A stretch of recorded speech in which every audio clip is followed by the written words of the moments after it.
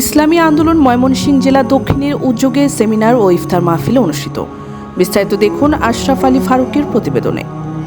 ইসলামী আন্দোলন বাংলাদেশ ময়মনসিংহ জেলা দক্ষিণের উদ্যোগে আদর্শ সমাজ বিনির্মাণে সিয়ামের ভূমিকা শীর্ষক সেমিনার ও ইফতার মাহফিল অনুষ্ঠিত হয়েছে। শনিবার ময়মনসিংহ নগরীর দুর্গাবাড়ি লহরী রেস্তোরাঁয় এ আয়োজন করা হয়।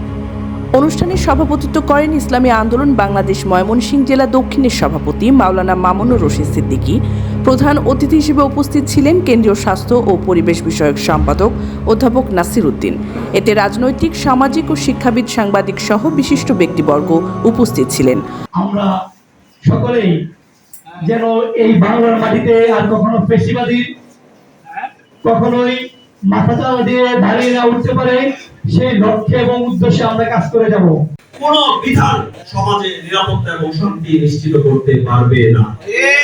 সুতরাং সেই সময় বাংলাদেশ ইসলাম পার্টি সহ যত আন্দোলন সংগ্রামের যত ব্যক্তি আছে সকলের লক্ষ্য এবং উদ্দেশ্য আমরা সব সময় আমাদের জায়গা থেকে নেজাম ইসলাম পার্টির পক্ষ থেকে বলতেন লা ইলাহা ইল্লাল্লাহ যারা পড়েন, লা ইলাহা ইল্লাল্লাহকে যারা বিশ্বাস করে এবং সেই লক্ষ্যে সামনে নিয়ে আমরা ঐক্যবদ্ধ এক সমাজ ব্যবস্থা। বক্তারা সমাজ গঠনে রমজানের ভূমিকা, আত্মশুদ্ধি ও ইসলামের আদর্শ অনুসরণের গুরুত্ব নিয়ে আলোচনা করেন।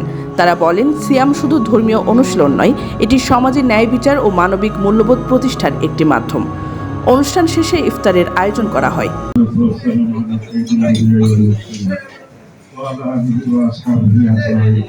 আল্লাহ আপনাদের আশা ভরসাকে কবুল করে নিন।